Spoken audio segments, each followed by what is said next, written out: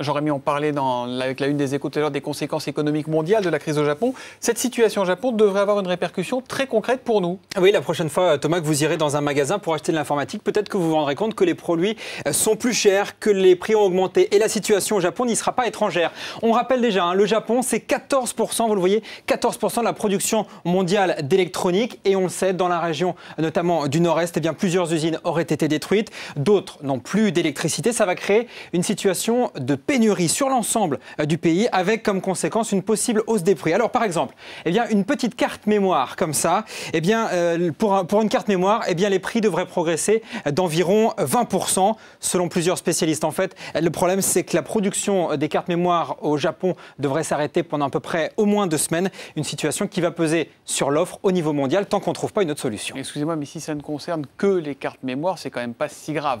Oui, sauf que en fait, quand on parle de carte mémoire, on parle de la mémoire aussi en général. Et la mémoire high-tech, on la retrouve partout, pas que dans les cartes. Et malheureusement, effectivement, quasiment tous les produits high-tech que vous trouvez en magasin passent par le Japon. Concrètement, ça veut dire quoi?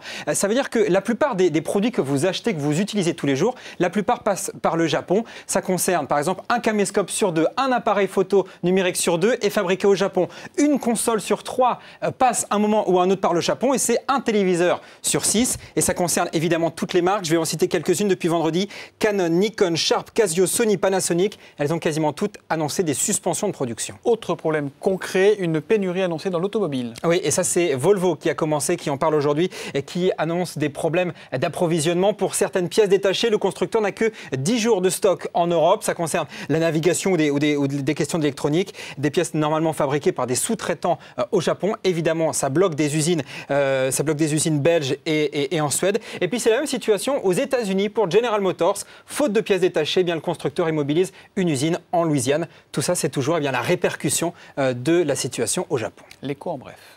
Et l'écho en bref fait dans le reste de l'actualité, Yoplait qui devient américain. Le groupe General Mills aurait été choisi pour reprendre le numéro 2 mondial des produits laitiers. La maison mère des produits Häagen-Dazs va débourser 1,6 milliard d'euros pour devenir majoritaire au capital de Yoplait. Il a été préféré à un Chinois qui pourtant proposait plus d'argent.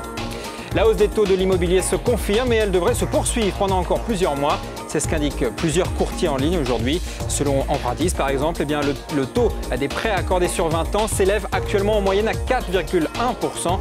Le courtier table sur 4,5% d'ici à la fin du mois de juin.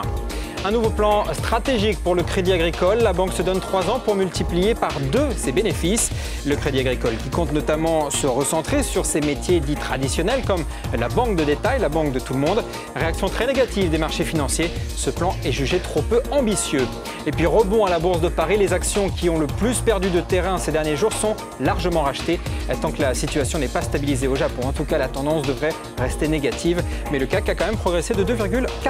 On voit que ça grimpe aussi. Ça a grimpé pour le Dow Jones à New York, 1,39%. L'écho en plus, 2011 qui ne s'annonce pas comme une bonne année pour les jets privés. Oui, c'est ce qu'affirme en tout cas aujourd'hui Dassault Aviation. Dassault qui prévient que ses ventes d'avions d'affaires, de jets privés vont chuter d'environ 25%. On passera de 95 jets vendus livrés en 2009 à 70. Vous le voyez, seuls 70 exemplaires devront être livrés. Une mauvaise nouvelle évidemment pour Dassault qui peine, rappelons-le, à vendre notamment ses avant-de-guerre et notamment le Rafale. Merci Jérémy. Merci.